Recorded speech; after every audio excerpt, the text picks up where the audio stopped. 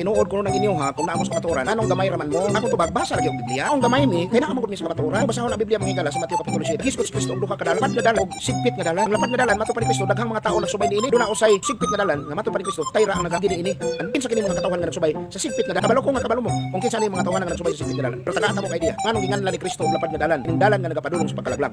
Tungod kay kining dalan na mga higala, bisag pila makasakong sala ang imong masanon, bisag pila pa kadamtrak nga mga bis ang imuhang dalhon. Go dinhi mga higala nga dalan. Buti pasabot, kini nga dalan gitawag nga pad, tungod kay libre dinhi tanan. Meaning to say, walay bawal ba? Di ka makakita diha nga ang mga leaders magbawal og mga bisyo. Di ka makadungog nga magwali sila og sala. O na nga lapad na kadalan mga higala, kay wala may bawal libre man tanan. Pero sa sigpit nga dalan mga higala, gitawag kini nga sigpit, kay daghan kayo ang bawal. Bawal tabako, bawal inom, bawal sugal, bawal mamakat, bawal mamalika, bawal manglimbong, bawal manikas, bawal magsimbag Dios, bawal mag-ampo balik-balik, bawal sa mga pagkaon, bawal sa perting daghan bawal mga higala.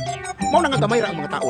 Atong tagaan na po ni og reaksyon ning atong higala nga nagpailang doktoy nya pastoy pagyod. Gipangutana siya ngano daw nga gamay ra daw sila. Ang tubag ana kay gamay ra gyud mo og dili gyud mo makaangkon og makasubay sa gisultis Ginoo nga ang magpabilin kanako og ako diha kaniya mamungag daghan. Ayun na yun justify pang sigpit ang ganghaan. Dili gyud mo iya na ganung nga Kristo kay wa mo muna mong agdaghan. Ang balaang kasulatan mismo nagsulti taga-adlaw nagadugang diha sa iglesia nga iyan ni Kristo. Ang mga na-convert 3,000 daily, di man kag 3,000 every day.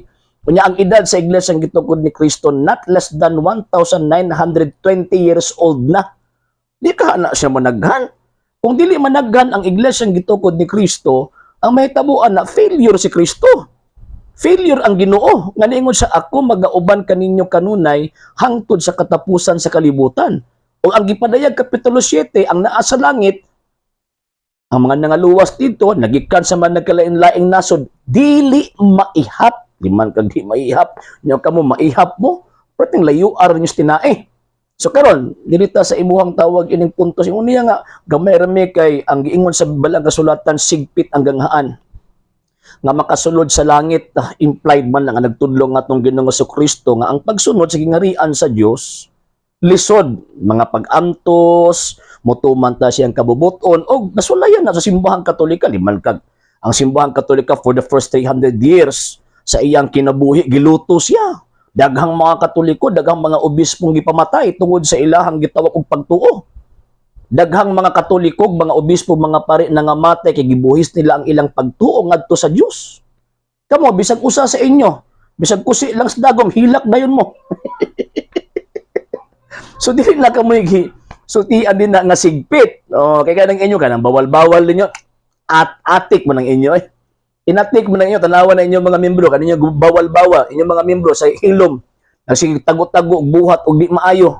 Napay mga pastoy og pastuyan nga priso, pastila na lang gud Ginoo ko. So dili ingon ana ba? Okay, number 2.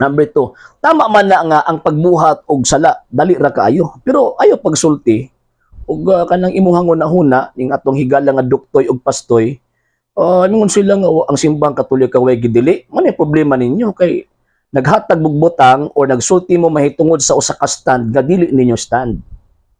Mo na problema ninyo. Ganun man, kaya simbahan Katolika, grabe ang pagtudlo mahitungod sa pagkasantos o pagkabalaan. O kanang mga Katoliko nga namalin sa inyo, kanang inyong mga nailad. Nagitudluan ba sila sa mga pari nga pagtabako mo?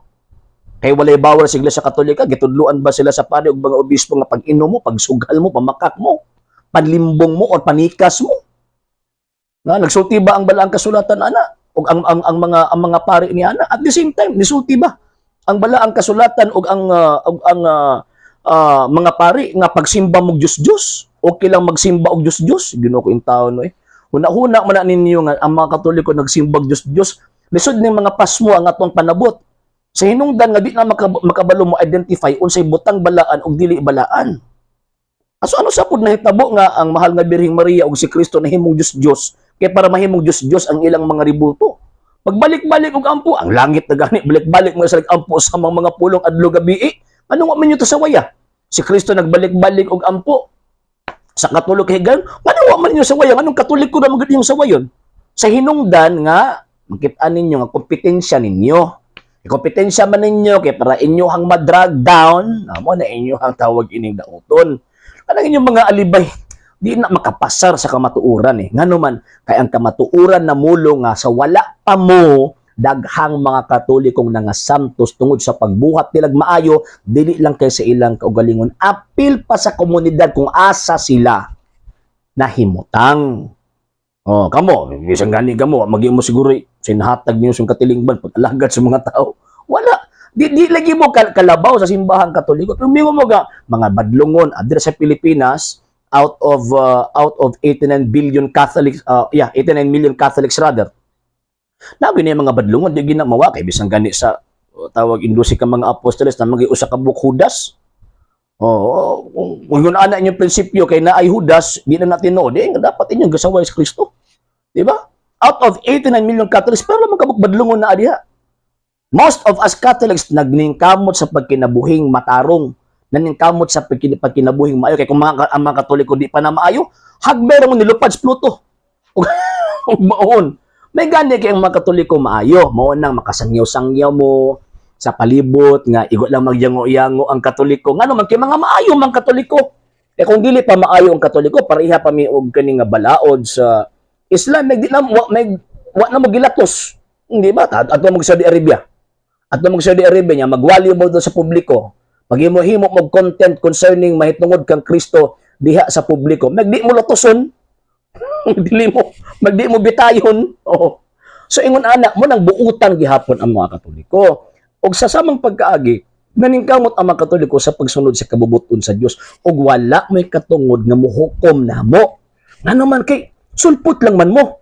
Kanang imuhang sikta to, ikaw may nagparehistro po siguro ana. Kung ikaw ang nagparehistro, ikaw kitag iya, di ba? O, niya pagkaman, maingon-ingon ka nga iya kang Kristo, layo ramos tinae, basta pag-usaon ninyo angkon-angkon nga iya mong Kristo, magpabilin gid mong sulpot. Okay? Sa hindi pa po nakapag-follow sa mga pages po natin, i-follow nyo po yung mga pages po natin, RJ Horolanciano II, TV Apolia Punto Argumento page, Kuya Apologies TV page, and RJ's Vlog 2022. And pwede rin po kayo mag-send po dyan ng Facebook stars. And also, sa atin po mga channels, sa hindi po nakapag-subscribe, i-subscribe po ninyo yung mga channels natin, The Lay Catholic, Apologies International Official, RJ Sanado II TV, Kuya Apologies TV, and Barrio Kawayan Religious Forum. And pwede rin po kayo mag-send po dyan ng super sticker, super chats, and super thanks. And maraming salamat po sa mga kapatid at mga Katoliko na always pong tumutulong sa programa po natin. Maraming salamat po. Nang dahil po sa tulong at suporta po ninyo, ang programa pong ito, until now, andito pa rin po sa social media. And until now din po, nangangailangan pa rin po tayo sa tulong at suporta po ninyo dahil wala po kami magagawa rito mga sir, mga ma'am, kung wala po yung tulong at suporta po ninyo. Sa gusto pong tumulong, sa gusto pong sumuporta, pwede po ninyong ipadala ang tulong at suporta po ninyo sa pamamagitan po ng ating mga account numbers dyan po sa ating pong screen. And pwede niyo po kaming i-message sa ating pong page kung via remittance po yung papadala po ninyo. Maraming salamat po in advance.